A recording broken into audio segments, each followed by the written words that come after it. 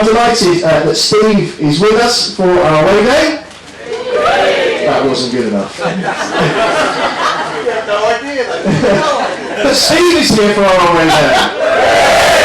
Terrific. And I'm going to invite Steve to come up because one of the things we like to do when we have a guest speaker is to give him a bit of a grilling.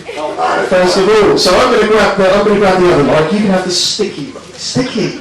What are you doing? It's got a bit funny. It's a bit of a sticky mic. So, one of the things that we like to do is to have a rapid fire quiz. Okay. As a way to get to know new people. Okay. So you need to answer these questions as quickly as you can. Okay. Some of them will be easier than others. Okay. It's so good to be here. So, full name. Oh, Stephen John Rouse. That took too long, I felt. So, yeah. That's a bit of a worrying. I was just out of the bachelor school, so I don't know what my name is. Yeah. Age. Oh, 53. Weight. Oh. What do you... 10? No, I'm 12. I'm 12, about 12, 10. You're looking good. Trying to keep it there. Yeah, Stop everything going south. It's that healthy diet you're on, isn't it? Married? I am married to the amazing Lisa. Fantastic. Children? 2 children, Brianna and Jackson. How old? I have to remember their names. 23 and 21. Fantastic. Butter or margarine? Oh, butter.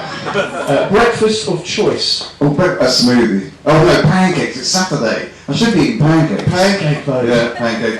Camping or hotel? Or hotel. I love the idea of hotel. Yeah, hotel every I time. just don't get it. Everyone keeps saying, oh, don't do camping. No. No, yes. Yes. How long have you been in ministry for? 24 years this September. Fantastic. And where have you been based? Always in Balham, southwest London. Lovely. Best biscuit for dunking? Oh, a hobnob. Oh, hobnob. Like Peter Kay says, it's like the SAS. You can go in, a number of times. Careful. Cup or mug? Oh, mug. Mug. Curry or Chinese? Curry. What kind of curry? I'm a lightweight. It'd be like a cornbread. I like curry, but it doesn't like me. That's what kind of Chinese. Come on, man. That's madness. Absolute madness. Earliest memory. Oh my word. Earliest memory? It's funny though, you said about Christmas, one of my earliest memories was opening a Christmas present, which was an Action Man and an Action Man helicopter. Do you know, this was in the days when your parents used to, on Christmas morning, do you remember they used to record your voices? You didn't have a video. Some of you looking like, the younger ones are looking like, what is he on about? They used to press play and record the voices. And my voice went so high, is this all for me? So they're like phone hacking. Yeah. Action Man and Action Man helicopter, loved it. Yeah. Netflix or the cinema? Ooh, Netflix probably. Ooh, too hot or too cold? Ooh, too cold. No, too hot, definitely. Favourite verse from the Bible? Oh no. Probably 1 Thessalonians 5:24, which says that about how God is faithful and He can do it. Why? Why? Why is it my favourite? Why is that your favourite? Oh, because when I transitioned, I'll say a bit more about when I transitioned from being in building work into ministry, I thought there's no way that I can do that. No way. And that verse just, there's not many times in my life that God's given me a verse, but that one was like, you know, I will do it. I'll be with you as you do it. That's fantastic. And last, but by no means least, and perhaps the most important question that everyone is wondering, Ipswich or Norwich? It's got to be Ipswich. We're doing well here. That's it. We've completed it for the weekend. We're done. Let's end there. Fantastic. Can I pray for you, Steve, before you speak to us?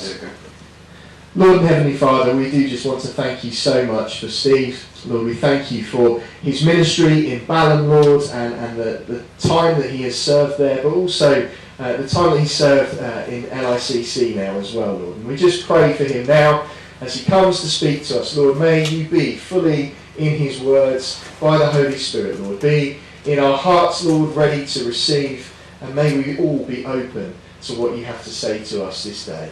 We ask it in the name of Jesus. Amen. Amen. Amen. Over to you, buddy. Wow. Good morning, everyone. It's amazing to be out, really, isn't it? It's just good to be out. But amazing to be out. 1978, I was at Ipswich when they came home having won the FA Cup. Beating Arsenal 1-0. Was it Roger Osborne scoring the winning goal? Yeah, definitely in Ipswich. And it reminded me when you said about Christmas, because I was thinking, do you remember the days like my stocking at Christmas was an Ipswich sock?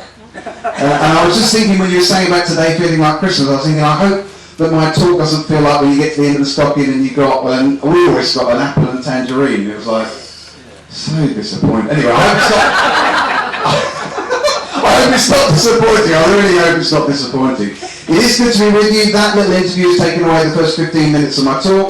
Introducing myself, which is absolutely fine. I am married to the wonderful Lisa, who would have been with us today, but she got a better offer. I mean, she didn't get a better offer. She's gone to see our daughter Brianna. Our daughter Brianna moved to Cardiff during lockdown. Brianna finished at Falmouth University, did press and editorial photography, and then got a job as a creative pastor at a new Church of England church in Cardiff, one of their church plants, and so she's been there for the last year. And so Brianna's gone to see her there. And we have son Jackson, who, if I was at home today, Jack's trying to develop a career as a singer, as a musician, and he's got a gig tonight, his first one since lockdown's finished. He's at a club called the Troubadour in Earl's Court, and so we'll be thinking of him later on tonight. That's where Lisa and I caught COVID the first time, because the last time he was in concert doing anything was at the same club, and that's where we got it. So bless him as he goes there. To sing. I'm originally from Frontline, up on the not far away. Was there this morning with Mum and Dad, and whenever I'm out talking, I always tell people just so they locate it. They say Harwich for the continent and Frinton for the incontinent, and it's that kind of a place. Some of you look like you'd be absolutely comfortable there.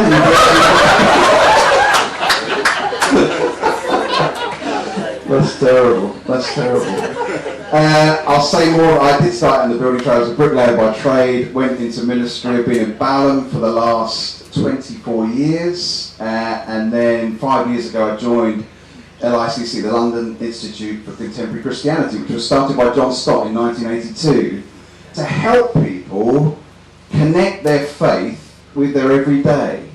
It might sound like you think, well, isn't that what it's all about? But as we go through today and tomorrow together, hopefully you'll just get to a place where you think, just realising the significance of where you are in your everyday, and we'll say more about Frontlines and so on.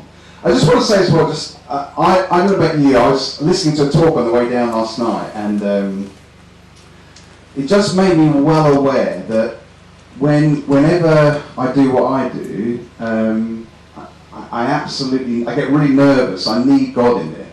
And I'm so grateful for the singing this morning. Don't you need that sometimes, just to draw you back into who God is and who you are, who we are in the light of that. And particularly those last two songs about, we bow down and confess. I didn't know the other song, but I just love that line that's in there. I wrote it on my notes here. With every breath, I long to follow Jesus. And I think, yeah, that's what I would say, but I know the truth. That if I confessed about yesterday, I didn't want to follow Jesus with every breath. But so we need him, don't we? We need him all the time in what we do.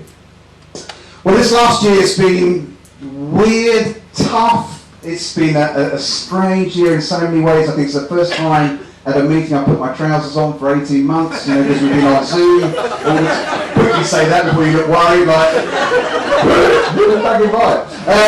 and it's been a strange year. And I thought the way we begin our time together, the National Gallery put on an exhibition in 2020 called Hold Still. And they invited people to take snapshots between May and July of 2020 during lockdown to submit photographs from home, work, wherever they were, that would try and capture the essence of what we were going through. And they had thousands of people put in entries, and they brought together 100 portraits at an exhibition at the National Gallery. And so what I've done is just put together a 3-minute version of it. Hopefully you'll see, oh no, I didn't realise I was on there. You'll see images of lockdown, and you'll hear that song that was created called the UK Blessing. But what I want to invite you to do is just to listen to the music, look at the images, and allow it to help you go back over the last 18 months and think, what have the challenges been for you? What has this last year, this last 18 months done? What have you noticed about life, about church, whatever it might be? So let's just watch this, let it wash over us, let's look at the images if you can see them, and let's just think back on this last 18 months.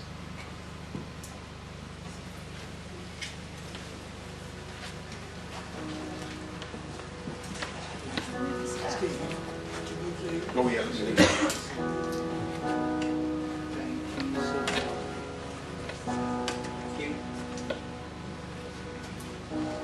Lord bless you and keep you.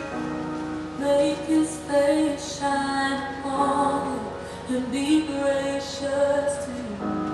Lord, turn His face toward you and give you peace.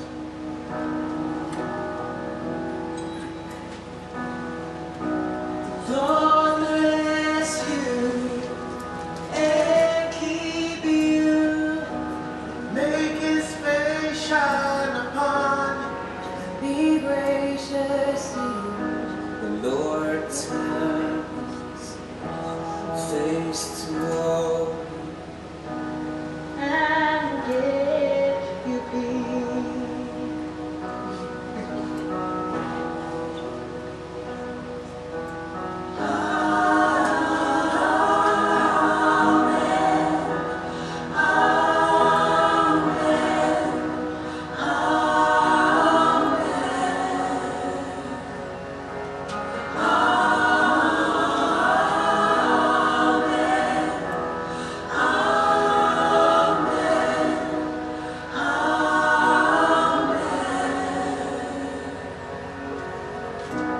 Lord bless you and keep you. Make His face shine upon you. Be gracious to you. The Lord turn His face toward you and give you peace.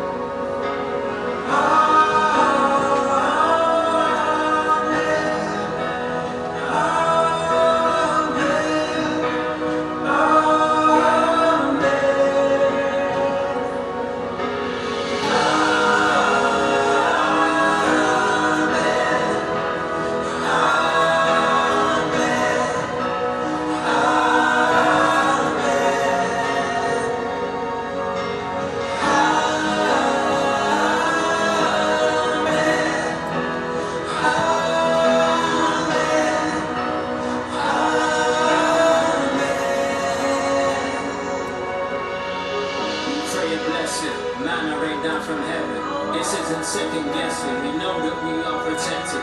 May the peace that surpasses all understanding be our message. Grace and favors in your nature, in your essence. His favor be upon you and 1,000 generations, and your family, and your children, and the children, and the children. His favor be upon you and 1,000 generations, and your family, and your children, and their children, and their children. His favor be upon you and 1,000 generations.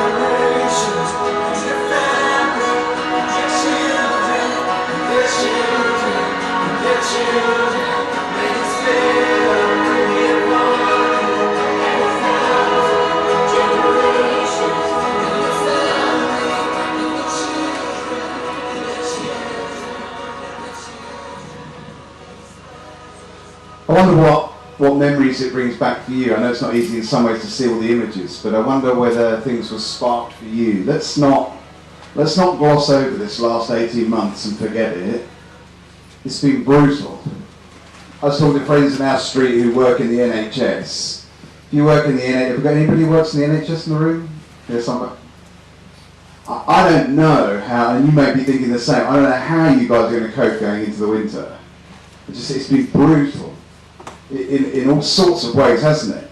Within my family, young people, nieces and nephews that we have in that sort of wider circle, eating disorders have become part of the picture. We've seen a tsunami of eating disorders develop amongst our young people as they've not been able to be able to control much in their lives in all sorts of ways. It's been hard in so many areas. I've met so many people in our job as ministers who are broken by this last 18 months. I've never known a season where ministers have received so much criticism for the way that they've attempted to try and manage the life of their church community, particularly in the last 3 or 4 months. Minister after minister talking about the emails they've received or official complaints to the Baptist Union about their minister or whatever. No matter what area you work in, it's been so difficult. You've experienced death during this time,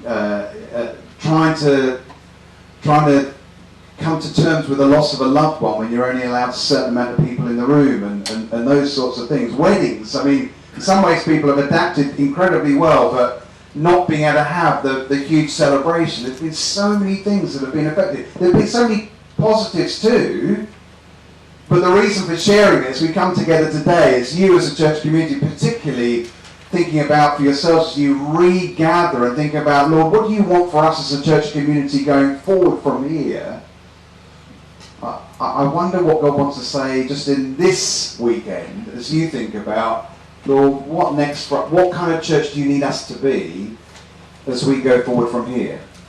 Just for maybe 1 minute, turn to those that are either side or around you, and I wonder, I'd be interested to hear how you would answer the question, how has your church responded during COVID? So the Evangelical Alliance put out that question during 2020, actually quite early on in lockdown, and they asked churches, how's your church responding during lockdown? So it'd be really interesting just to get a snapshot in the room. So I'll give you 1 minute to talk to those around you. What are the things that you've noticed about church life? How has your church responded during this time? So just chat to each other and I'll ask for some response.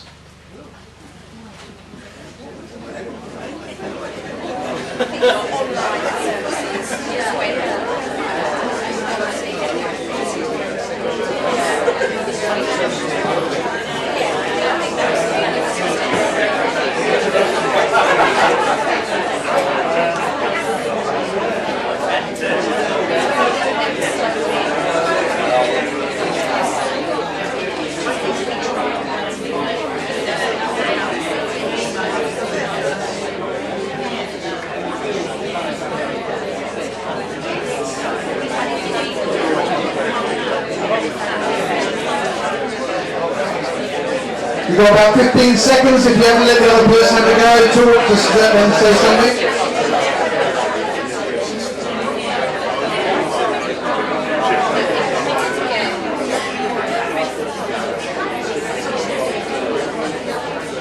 Okay, let's come back together.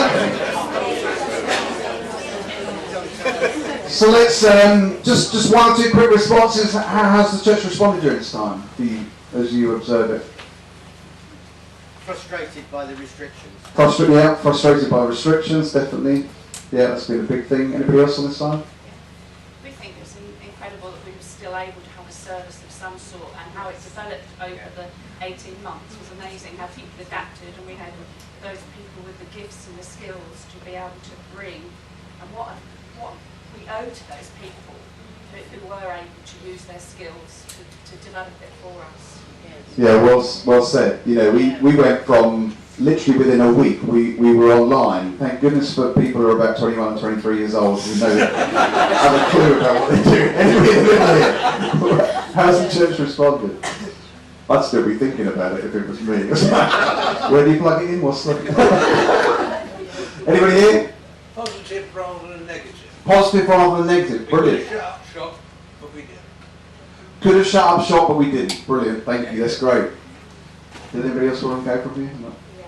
Go on. I thought there was a real sense of family and also discipline and still meeting together, and I felt like there was a real collective effort of, no, we're still going to meet at this particular time and all worship together. I thought that was really special. That's brilliant. Yes. That's brilliant.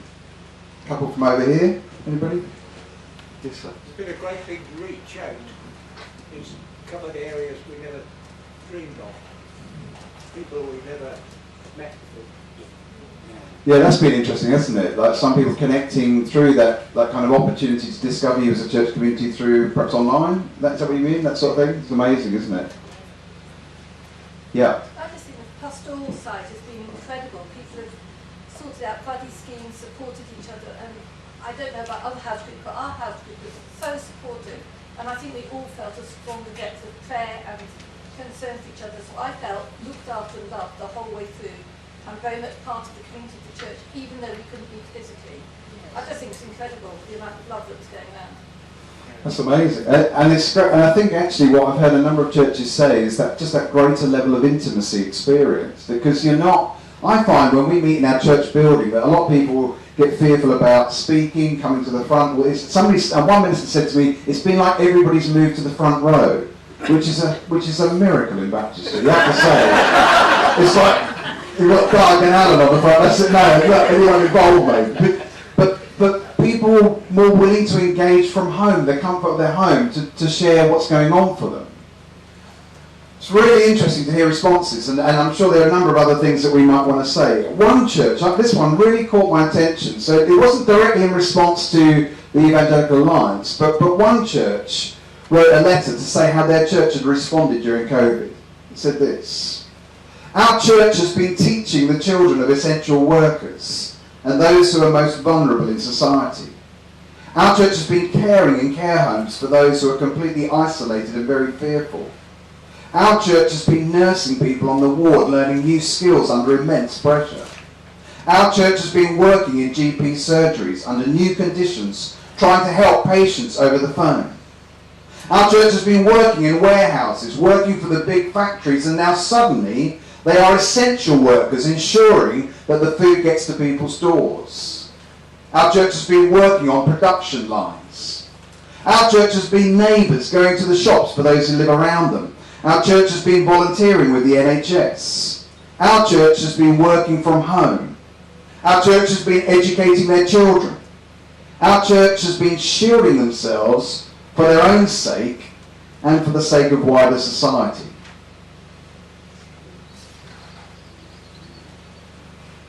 When we talk about our churches, we don't tend to talk about them like that. What we tend to do, what I tend to do, and did in early lockdown, despite what I know, is I talk about the services and the programs that we run and the pastoral care of the church and the things that we do as the organised element of the church. And don't hear this as a kind of, as a critical thing. It's just right at the beginning of this time together, thinking we tend to very immediately think of what we do as a gathered church. And I, early lockdown, would compare what we would do with what others are doing. Think, oh, look at the church, look at the food programme that church is running, or look at the brilliant pastoral care they've put in place. And when I thought, oh yeah, hang on a minute. Yeah, our church does work in the NHS. Our church has been trying to keep our kids educated. Our church has been doing these things, but we don't tend to see it that way. They say that language shapes culture. Language shapes culture. And I would suggest, and it's perhaps a harsh way to begin, but I want to get our heads right into this right from the word go, that we have become, as church communities, generally speaking, in our country, we've become very Sunday-centric, very building-centric, and very clergy-centric. And it's a problem for us. The church generally was in a crisis long before lockdown. Long before lockdown. Every mainline denomination is in significant decline and struggling. Your church, I know you've got good numbers, but it'd be interesting to see how you reflect on some of this as we go through. I don't know how useful this PowerPoint's going to be. I'm going to attempt to click through, but it might not behave itself, is it? Cool. Okay.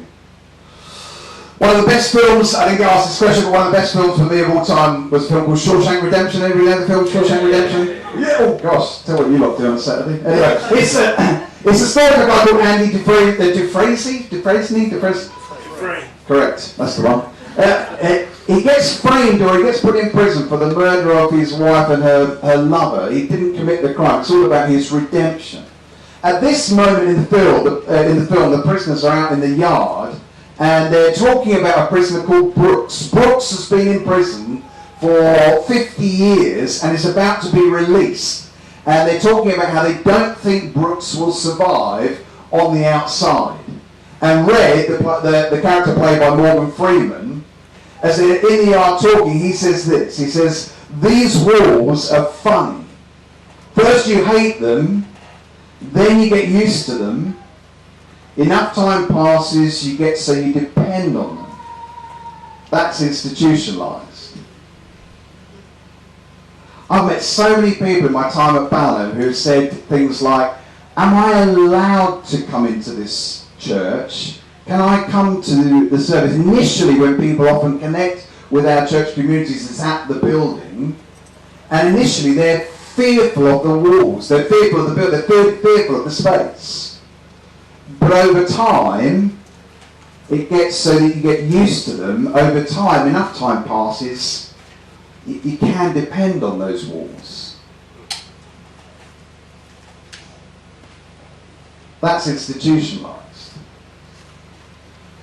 I think for a lot of Christians, and a lot of people I've experienced over the years, that, and I include myself in this, that we sometimes I know how to be a Christian, I know how I'm meant to behave when I'm with my church community in the building, but to live this in my neighbourhood, to live this in my workplace, to live it out at school is a whole different challenge, a whole different thing.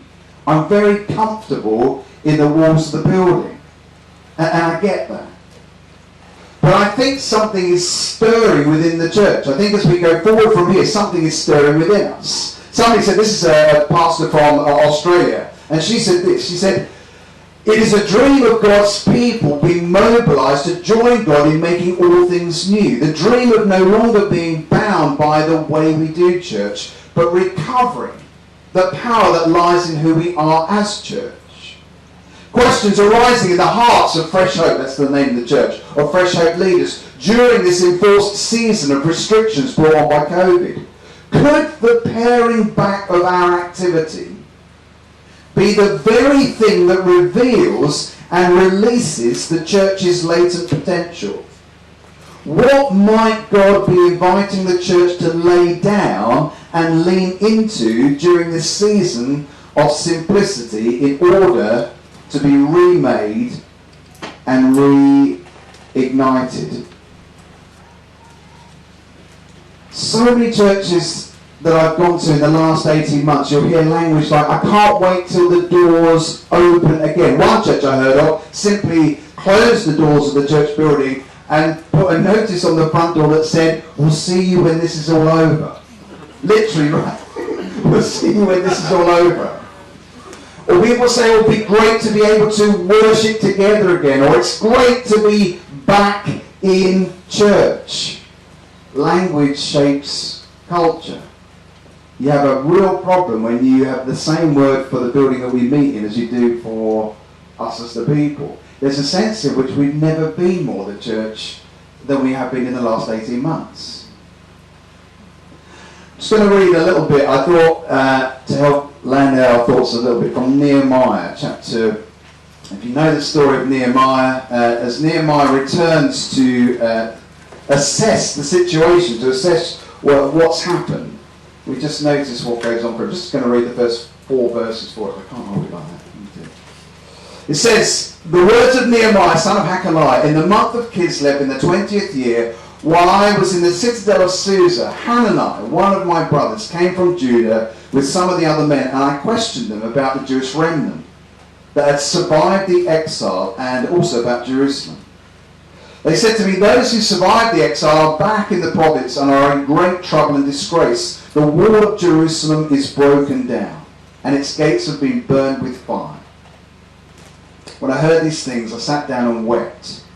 For some days I mourned and fasted and prayed before the God of heaven.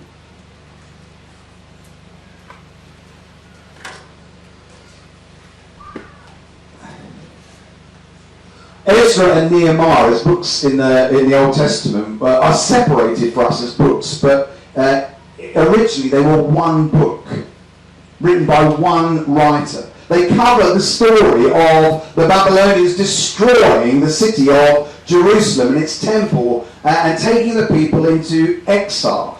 50 years later, the books tell the story of the return of some people to Jerusalem. And there are three key leaders involved in this. Zerubbabel, great name, who rebuilds the temple. You read about that in the book of Ezra. He rebuilds the temple. Ezra comes to teach the Torah and rebuild the community. And Nehemiah leads the rebuilding of the walls of the city. The walls representing far more than just bricks and mortar. He's rebuilding, in a sense, community life or city life. And I thought there's something significant about that. I'm not saying necessarily that we as Christians have been in exile, as it were, but think about it. Rebuilding the church. Rebuilding that church community that we have. Rebuilding the community in terms of teaching the community again about who we are and what we're about. And rebuilding the city. I think this last 18 months has opened our eyes to what's broken even in society. We have a sense that, Lord, something has to change. And what is your church's role within that? When I've spoken to church leaders, so many church leaders have been saying that they're focused, saying we want to go back. We want to go back to where we were. We want to go back to March 2020 when we were able to meet and so on. Some are even saying, and it's been interesting, that some church leaders have been saying, they're saying we want to go back to even further before that. And I spoke to a psychologist last week and she said, oh, that's interesting. It's almost like we're looking for a security blanket. I thought, that's an interesting phrase, isn't it? We want to feel safe again. We want to feel safe again. I think, what's that? If we're truly in our worship saying, God, would you do something in us? Would you show us signs and wonders? Would you open our eyes to what you're doing? We have to also pay attention to what's going on in our thinking, to think, well, I want to go back to how it was before. But I picture Nehemiah in this particular situation as he literally is sifting through the rubble and thinking, what mess are we in now? What's the state of the situation that we find ourselves in? As he picks up the bricks and thinks, how do we put this thing back together? Well, you can just go, let's just do it like we did before.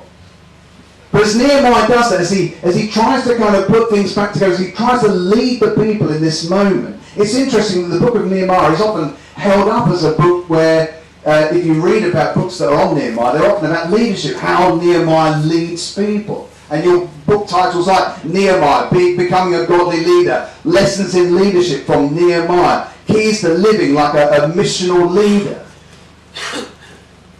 But Nehemiah, like so many other biblical characters, is flawed. He's a mixed bag of success and of failure. And he leads this group of people. And the high point in the story is about chapters 8 to 10, where the city walls are rebuilt, the temple is rebuilt, Nehemiah goes away on a journey, and when he comes back, he discovers that the people are in a mess. They're compromised. The temple has been neglected, the people they've violated the Sabbath, and there's a problem amongst their marriages. Relationships are already coming apart. And in the final chapter of Nehemiah, which I don't think I've ever preached on, I like preaching on the rebuilding of the walls and the leadership principles and all those things. But listen to what he says. It says, Nehemiah said, so I contended with them, with the people. I contended with them and I cursed them. And I struck some of them and pulled out their hair and made them swear by God. Just your average church meeting. Have you ever felt like you just want to pull some of their hair? Oh, man. apparently, even the disaster of exile, even being away from your community for 50 years, did not accomplish the transformation of the human heart. It didn't bring about change for the people, nor for the heart of the community. Even grave situations don't always lead to transformation. Even 18 months of COVID may not achieve in the heart of God's church what God wants to do. Because we have a tendency as human beings to want to go back to what we think is secure and safe.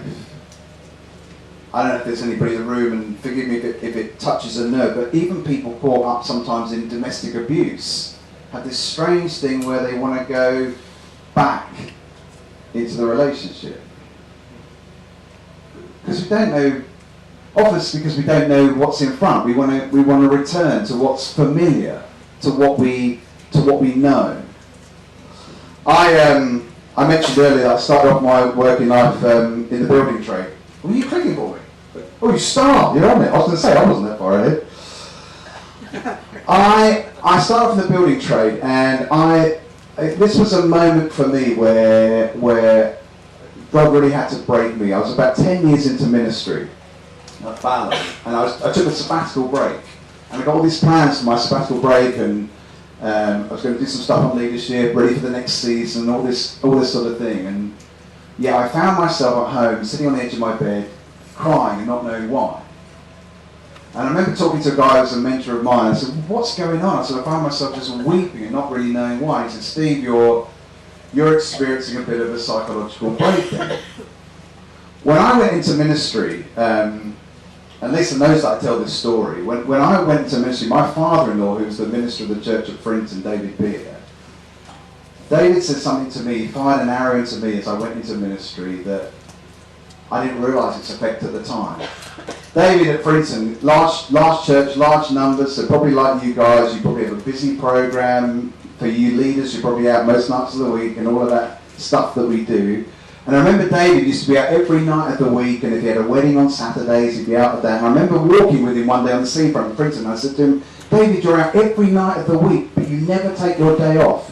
And he said, Steve, if you want your church to grow, that's what you have to do.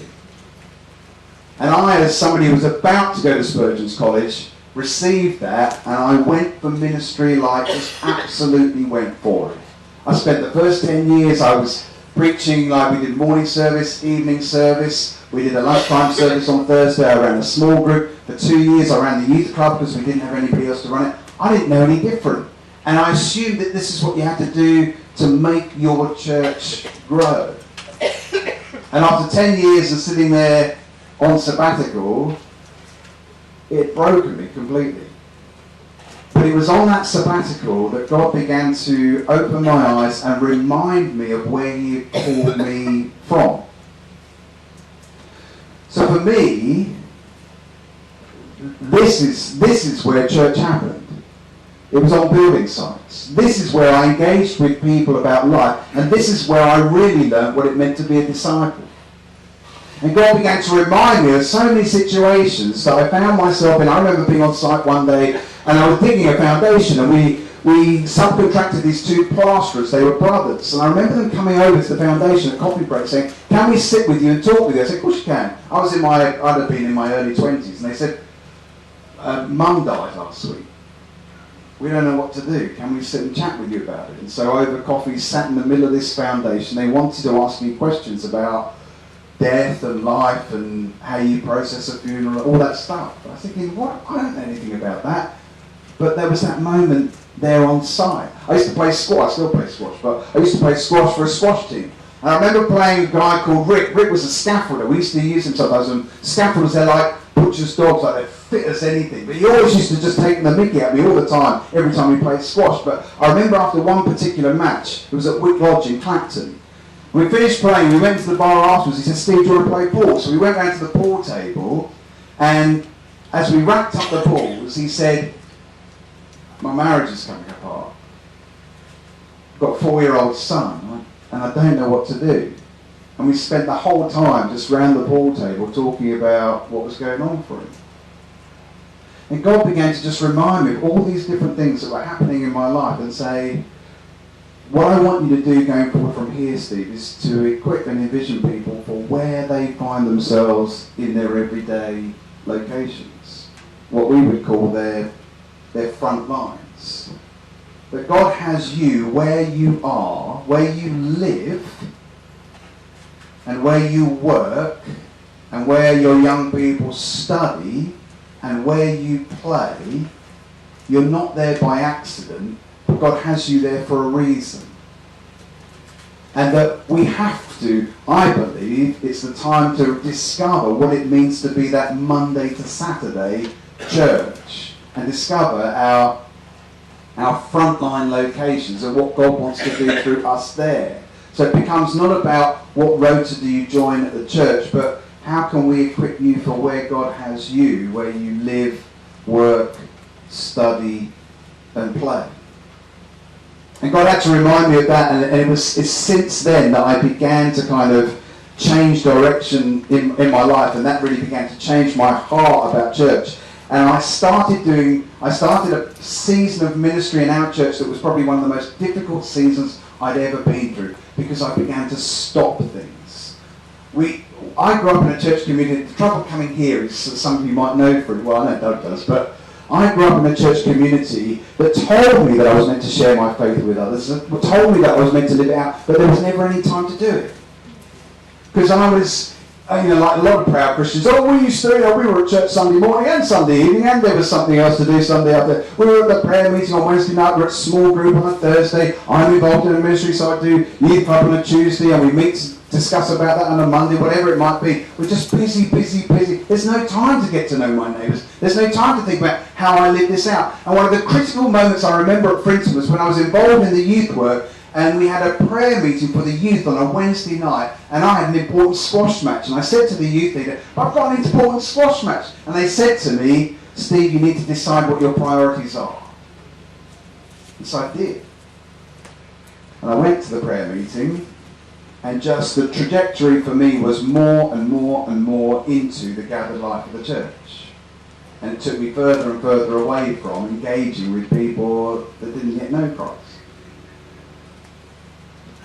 We don't like to hear this stuff as ministers, because for us, when we talk to each other, when ministers get together and we talk about, how's your church going?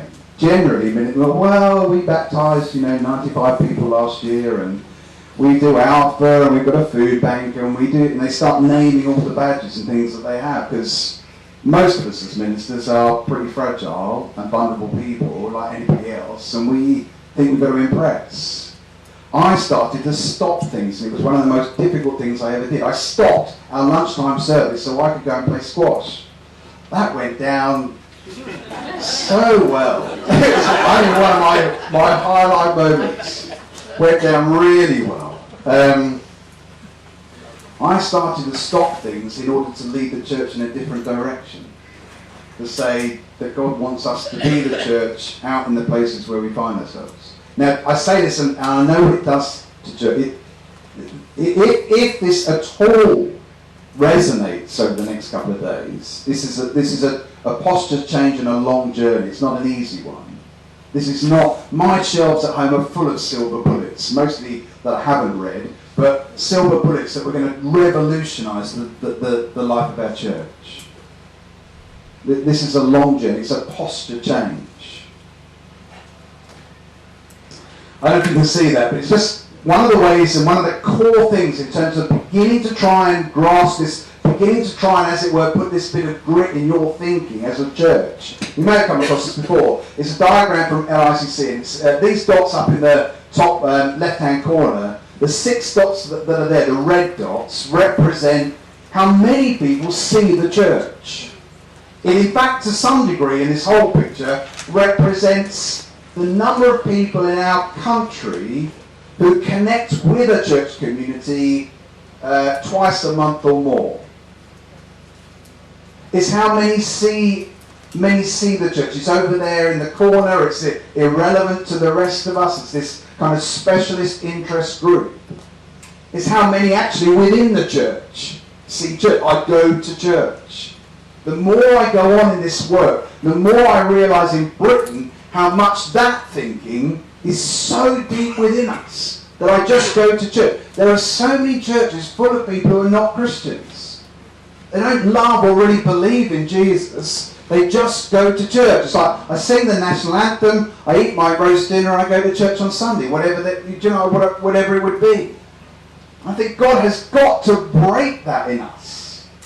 It's how many see the church. And in the churches I've been a part of, every Sunday morning I'd hear that prayer where somebody would pray, Lord, as people walk past the building today, would you draw them into our service? Because we believe that all roads lead to that Sunday morning. And I should think in the 53 years of my life, God's answered that prayer at least twice, maybe.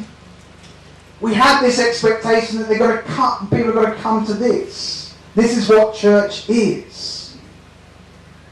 And I began to discover this other picture of who, as we go out. You think of this first one. You look at, just notice how many of the grey dots, those that are just not interested in the church at all, but how many of the grey dots we come into contact with.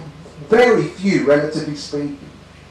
But if you, just want to show you a picture of myself again. Get the wrong button. Oh, go on, change one. There you go. This picture represents those same people, but the church as we find ourselves Monday to Saturday. Or you could say it's Monday to Sunday, right through the week. Coming into contact with many more grey dots. And the question becomes, how do you help somebody to become red in the first place, where they're living for God where they are, at work, at home, at school, wherever they find themselves? How do you equip them and envision them for their life there? How do you even get a vision for that being church, you being church in that moment? Because we have this cultural mindset that says, people pray, oh, we're 2 or 3, it's usually an excuse for why not many people have rocked up. It's like, Lord, we're 2 or 3 gathered, you're there in the midst, like this is church, and actually if you look at the passage, it's got nothing to do with that. It's got nothing to do with that at all. It's nonsense. But how do we have a sense that we are the church, God's community, when we're out there? The original church, how do people like to say it? People put emphasis in different places. The ecclesia or ecclesia, however you like to say it. That was a Roman concept. The Roman concept was, Rome was so powerful, they wanted to have their outposts, and they said, you have to replicate the citizenship of Rome in these outposts, in these other places. That's what the citizens were meant to do. Take the culture of Rome, the way Rome does things, and replicate it. And then you had characters like Paul who came along and said, we're citizens of heaven, and we're meant to bring heaven to earth. Your kingdom come, your will be done on earth as in heaven. That we're meant to, as a community, bring the way that God does things, his way of ruling and reigning, to the places where we live. So if I said to you, your kingdom come, your will be done in, and you named the workplace or the street or the school that you're a part of, or the gym or the club that you go to, your kingdom come, your will be done in, just say it in your head quietly, where you are. That God meant for us as a community to bring his way of doing things to the places we find ourselves. So what would it look like in your workplace, in your sector, if God were ruling and reigning? What would your kids' schools look like if God ruled and reigned? Even as Christian parents, we've become more concerned by the cultural ways that society says that we need to approach education. We've got drawn into that more than we have shaping the culture and education of our children. It becomes about, my kid's going to the best school, whether it's, Ipswich School or whatever it is, I don't know all of them at all, but just, it becomes like this game we play. We've lost sight of what God asks us to do. And we get drawn into this kind of, can I get my kiddie into the best? What's that? What's that got to do with it? I see ministers in my area in Balham who say, oh yeah, it's all incarnational and it's about this town and we love this town and we do this love. Where do your kids go to school? Oh, they go to school over in Crawley because it's the best school. So do you believe, like, in what you just said about the incarnational thing, that you've got schools in this town that need your kids to go there, need you involved with them? Oh no, but we want our kids to go to the best school or whatever. Who's shaping us, really?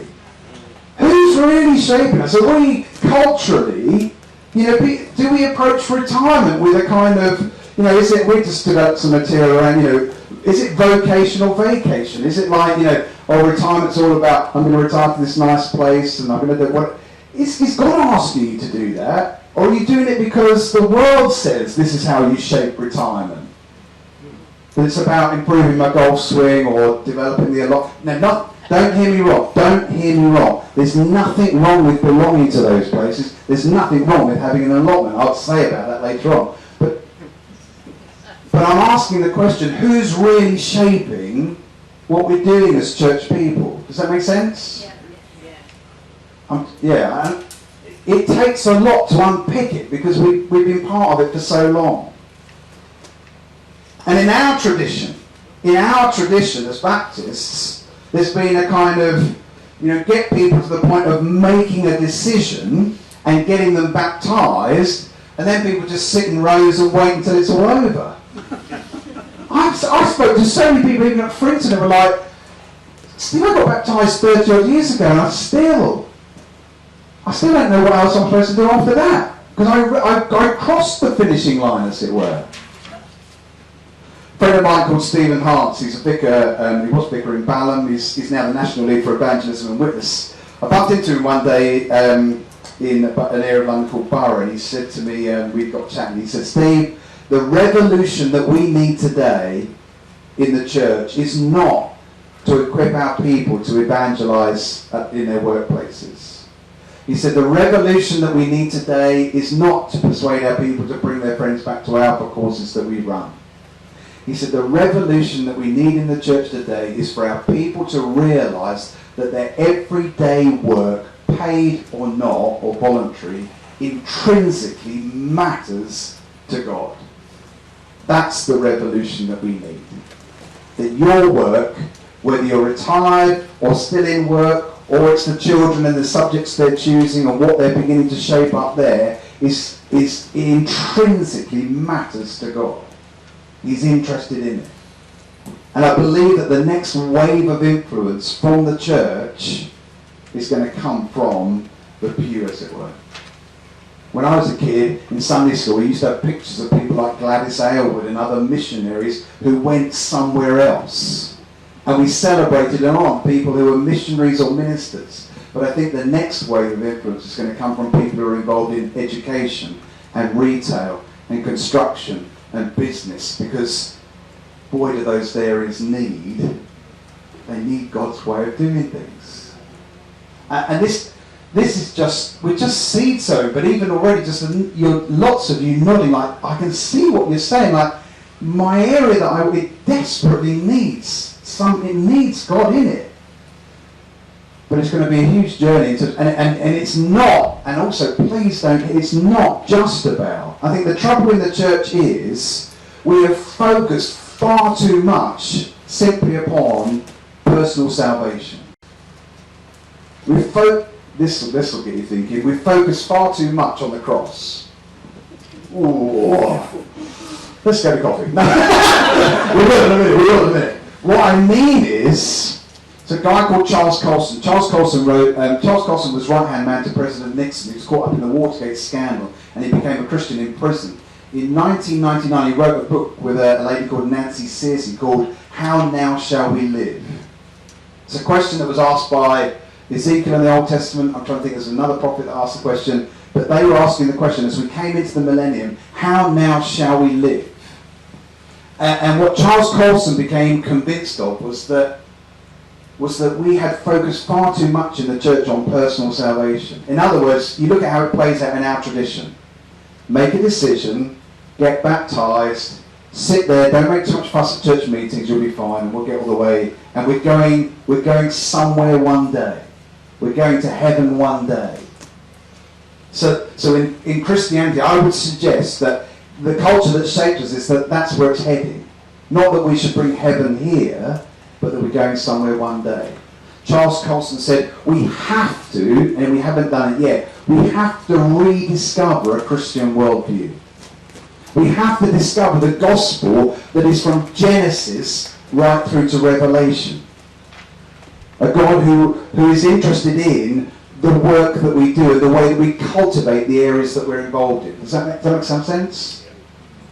So don't hear me wrong, I'm not saying the cross is not important, I'm certainly not saying that personal salvation is not important, but we have to rediscover that bigger picture of the gospel, that God is interested in the redemption of all things, not just you and me. He's interested in the world that we live in, and it seems to me that when you look in the book of Revelation, that heaven is not, it's not white fluffy clouds with angels floating around, but it's a city with culture and business and buildings and things going on, and that people like A.G. Wright say that therefore what you're doing in the here and now will not just fall off the edge of a cliff, but what you're doing in the here and now, in the work that you do, it will carry on into eternity.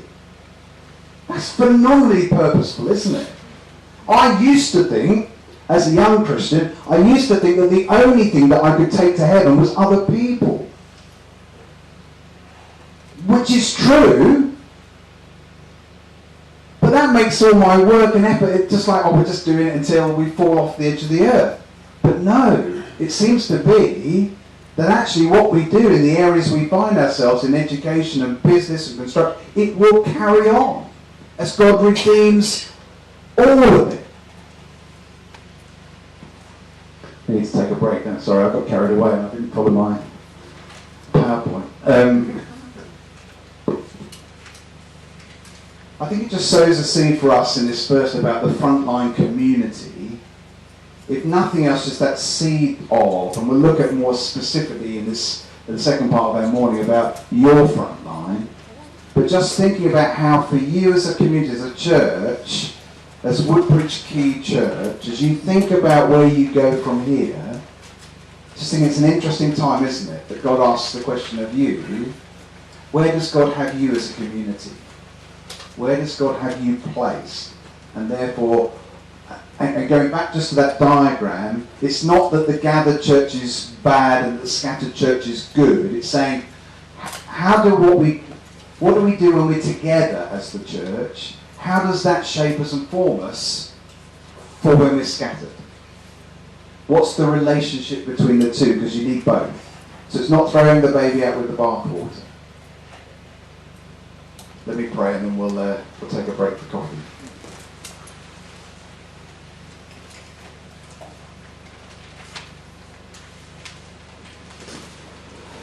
Brother, I believe that you are doing something in your church. I believe that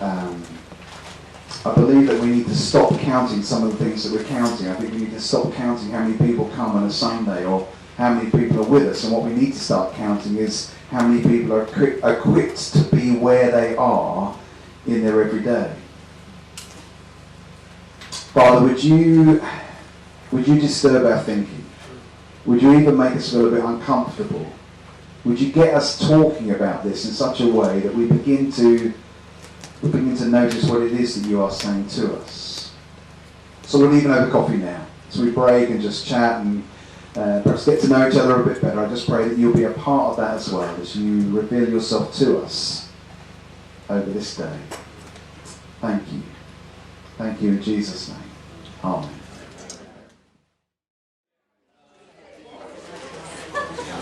Okay.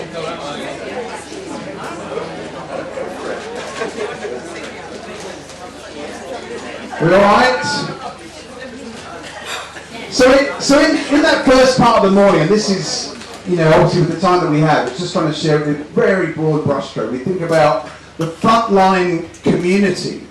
And when we as an organisation, when I first came across that term Frontline, it's a term that it tries to describe the context we find ourselves in, where we are most of the time with people that are not yet Christians. Wherever that might be for us. Whether that's a work context, whether it is the neighbourhood where we live, whether it is a club that we belong to. For some of us, You know, because often ministers or churches can get a little bit like, well, I'm part of the church, I don't really have a front line. That's my people. I think, well, that's not true, because you're looking after these people, and I've been part of church long enough to know that those who are part of church are not necessarily perfect. They're not necessarily got it all together. So it's definitely some people's front lines. So just for a little bit, I want us to think about, just as we push up to 12:30, try to think for you then about your particular front line. Because a lot of people, and I find in my church, even as you share this, some people just don't believe that God could use them. They don't believe that what they do matters to God. They don't believe that where they are in their context, wherever that might be, that God wants to use them there. I've never thought of it in that way, for all sorts of reasons. Peter, when he's writing to the church here, again we find the people in exile, New Testament, but Peter writing to this church. So being in exile is, I'm in a place where I didn't expect to be.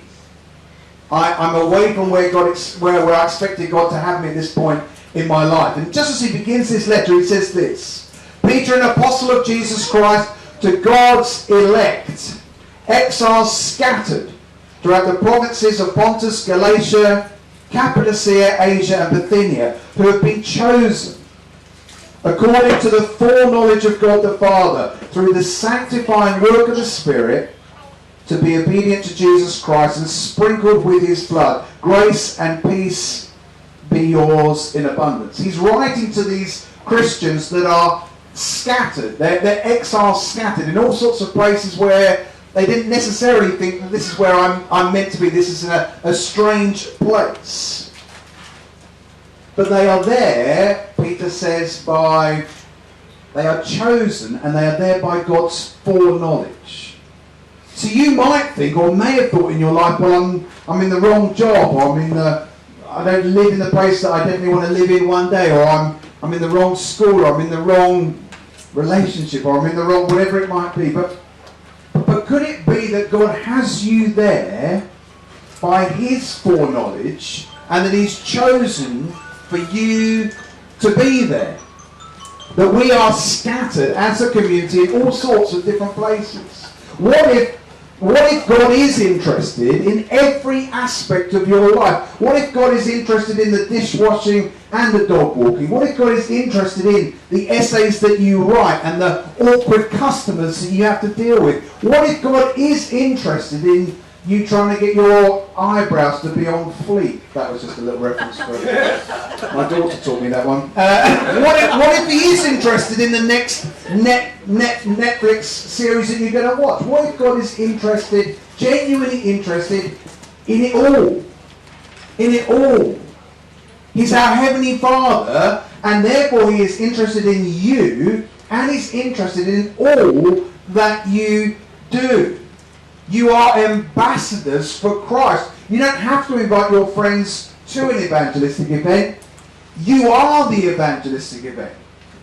Your life, by the way that you live, will display to others what you believe in at work, at home, and so on. So as a church, you say as a community that you are, how do you say it, as a good news people? Good news church following an extravagant God. So is it good news that you live in the street where you do? Is it good news to your neighbours? Is it good news that you're, I don't know, for some who may be within your church community, that they're in a sheltered accommodation of some sort? Is it good news that you're part of the place you work? Is it good news for our young people that they're in the school that they are? Is it good news that you belong to the club that you belong to? Is it good news that you're there? By the way in which you are as a person, the things that you do, the contribution that you make as a church in that place. They say, in terms of making a difference, they say that the average student has more opportunities for evangelism than most pastors. The average parent at the school gate has more opportunity for pastoral care than most pastors. And the average grandparent has more opportunities for one-to-one discipleship than the average pastor. and yet they've neither been envisioned nor equipped for it.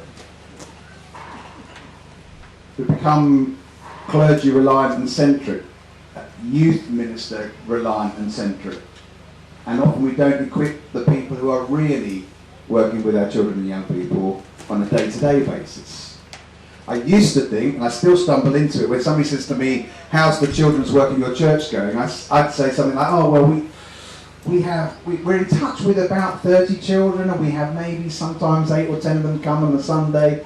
Our children's work is not great. And then I think, Steve, we have secondary school teachers, primary school teachers, we have people who work in the probationary service, we have people who work in social care, we have families in our church, we have grandparents. We as a church are working with thousands of children. It's about how you see it, changing the way in which you see it. A disciple, therefore, is somebody who is learning to live the way of Jesus in their particular context at that particular moment.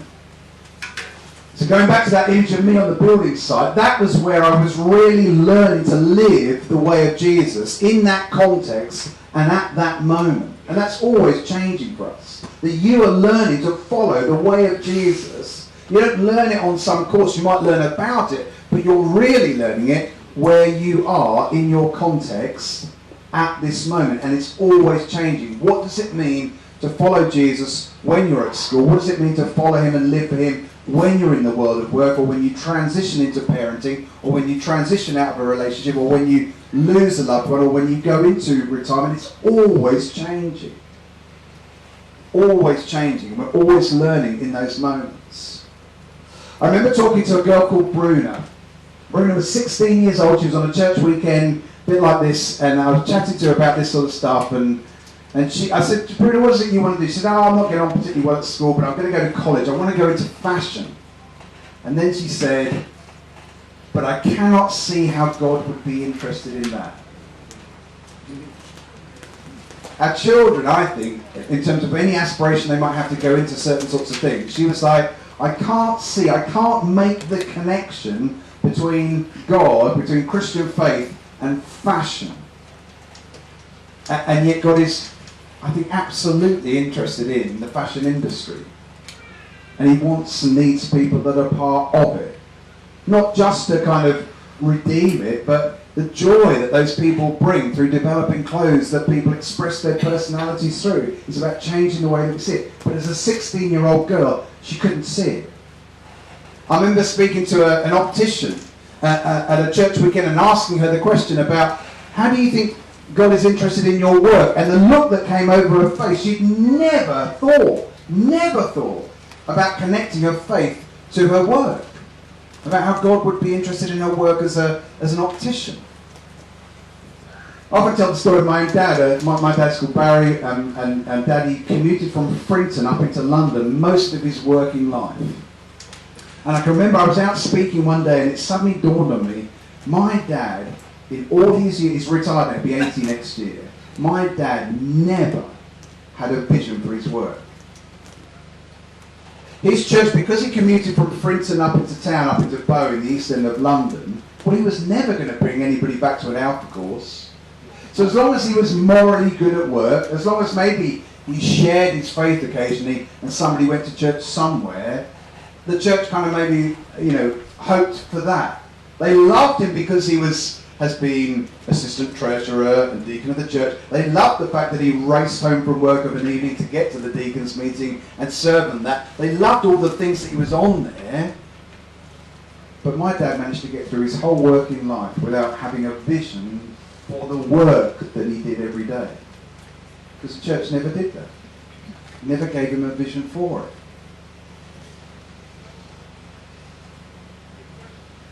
So what if God is genuinely interested in where you are? But most of us feel this. I'm going to try and play this video. It's called, the shame of it is, for the kids they'll love it, the sun's come out, but for us it might not work. We'll try it. It's called, I'm Just a Florist. It's called, I'm Just a Florist. Let's see if we can see this. I have to click through a few times, and I'll rush on, click again. Once more now, just once more.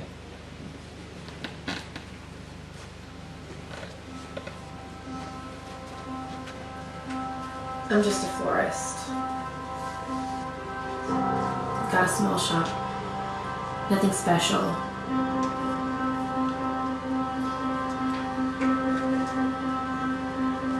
Silly way to spend your life, I guess. Fussing with a bunch of flowers.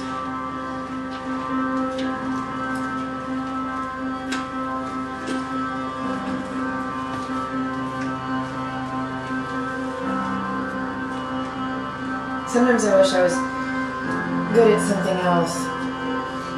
I don't know, a doctor or a missionary.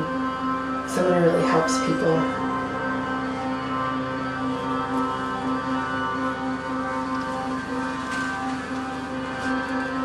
But I do love flowers. Always had a knack for it. So I do my best to make them beautiful for people. But I know flowers can't change the world. I know I don't make much of a difference. I'm just a florist.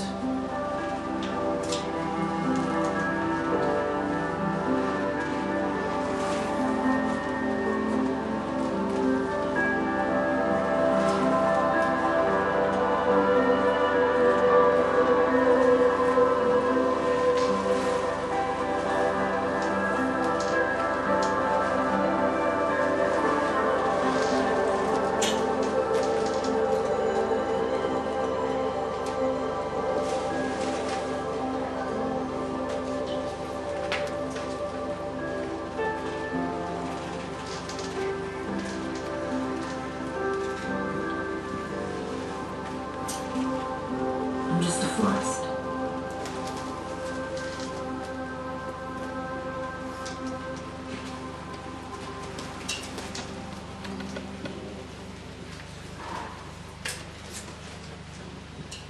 I remember the first time I ever showed that video, I turned around and half the congregation were crying.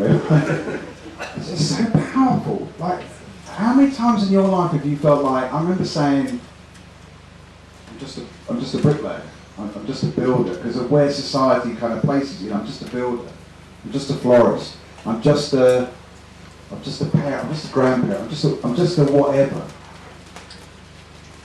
We sometimes are led to believe that the part that we play is not that important, and we don't really believe that God could use us where we are to make a difference.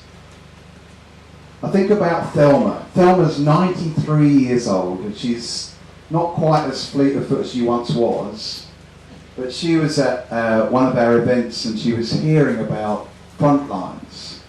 She thought, I'm 93, I don't have a Frontline. Then it dawned on her. Every day, Thelma would take a little journey from the sheltered accommodation where she lived to a little corner shop to buy little things like a newspaper or a bit of milk or whatever. And it suddenly dawned on her that this was her front line, that the corner shop was her front line.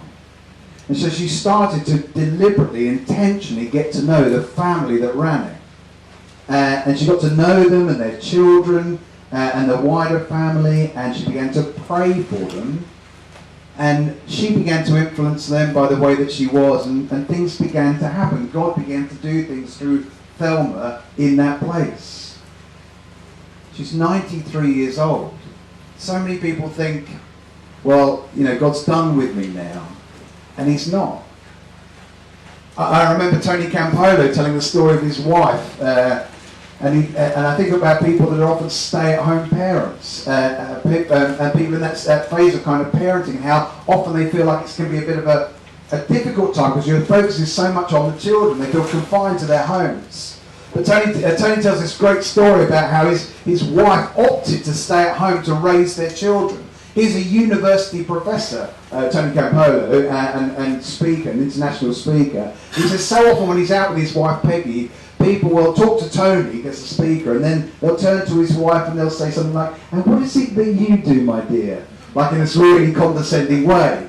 And Tony said she's built up this brilliant response as a parent. She says, I'm socialising two Homo sapiens into the dominant values of the Judeo-Christian tradition so that they might be transformers of the social order into the kind of eschatological utopia God willed for us from the foundation of the earth. And then she says to the person who asked the question, and what is it that you do?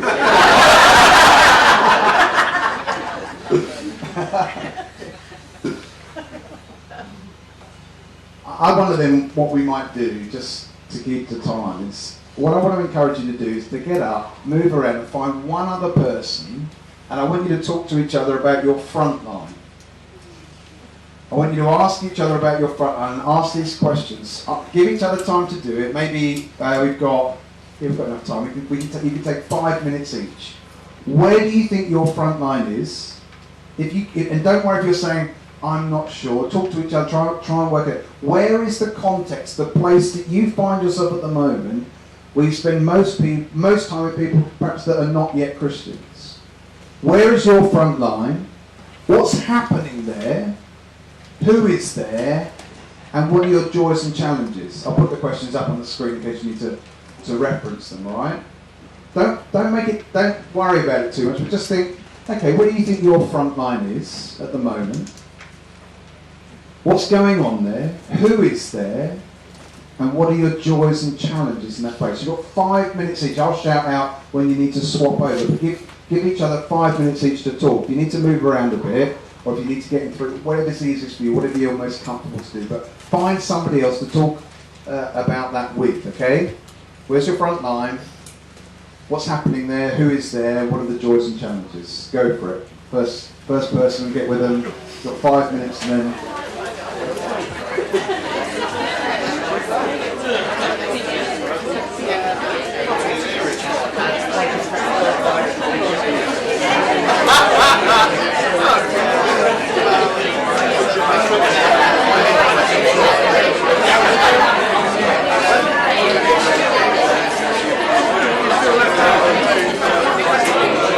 The questions are on the screen if you need them. They're just there if you need them.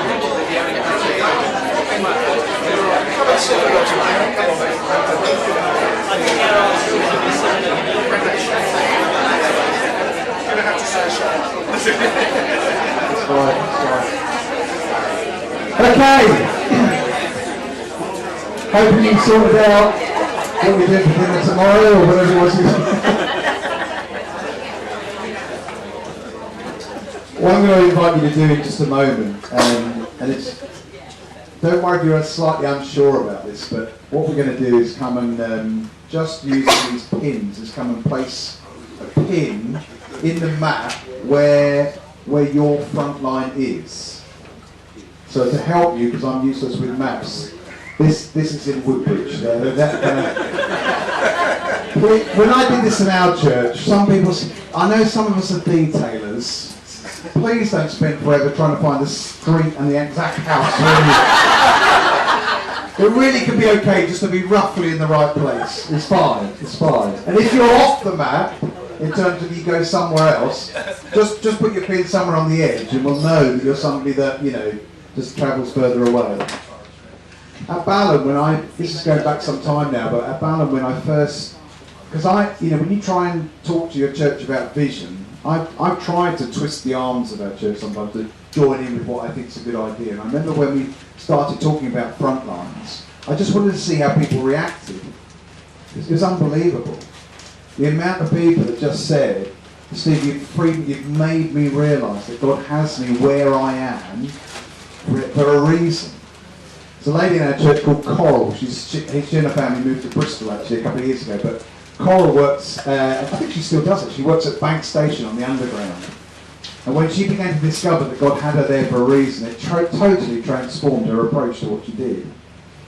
She's quite an outgoing kind of character, but she just began to come back with stories of how God was using her on her front line.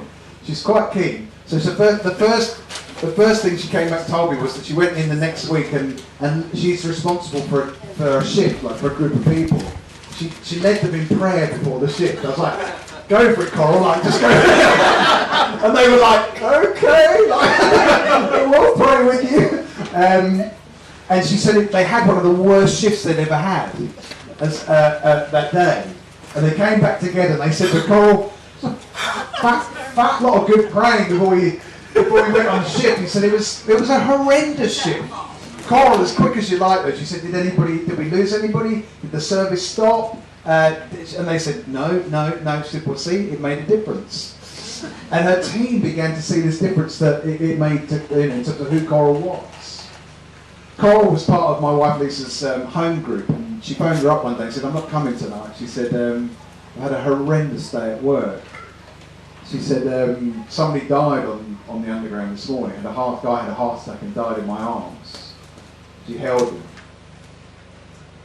And Lisa just, said, of course, I completely understand, she didn't come that night, she said, we'll pray for you and so on. But within the next week, Lisa's like, she was looking on Facebook and just keeping up with her friends. And a friend of hers from Frinton posted on Facebook and said, my cousin died on the underground this week.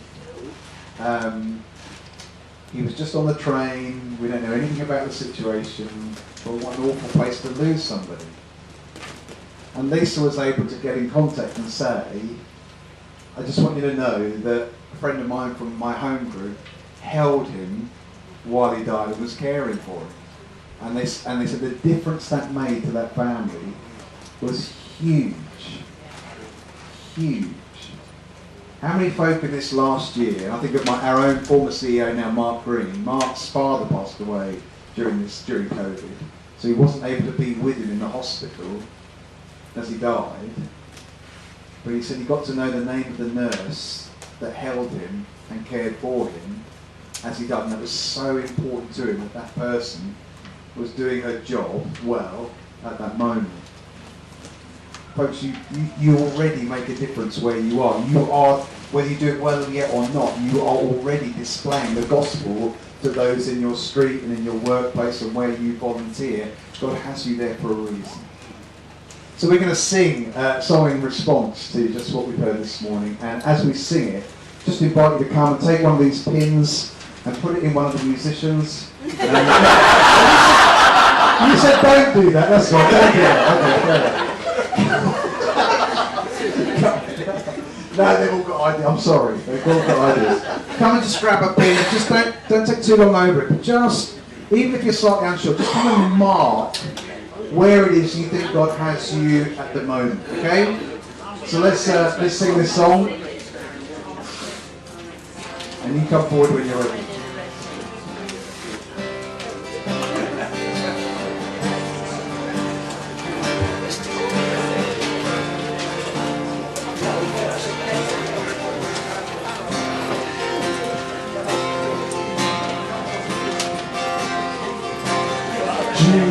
Jesus, you have told us, come follow me, take up your cross, deny yourself, and live.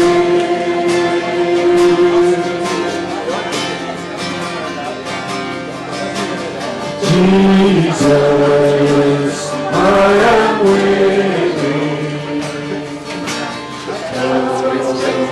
I am weak,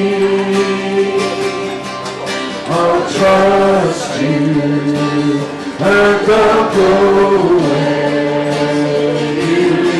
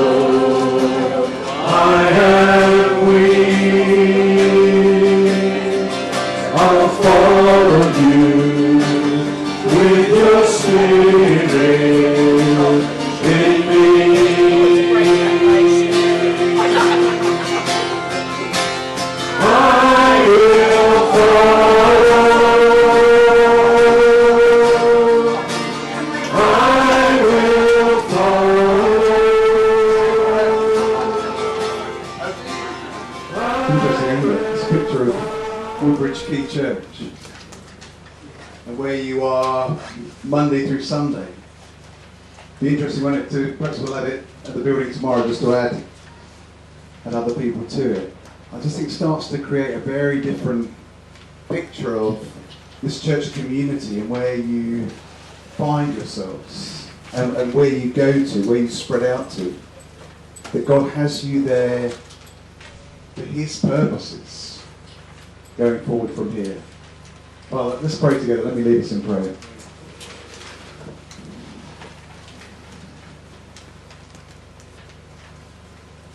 Father, I thank you for each and every single person here. I thank you for the people that you have made them to be. I thank you for the gifts and abilities and personalities and experience, for the character, for the work that they do in their day-to-day lives, in all those places that they find themselves, in the neighbourhood where they operate, in the shops they go to, in the cafes where they drink coffee, in the workplaces, offices, sites, factories, the places that they go to, in the journeys that they take, in the people that they encounter there, and how in all these different places you want to make a difference in our world through them in those places.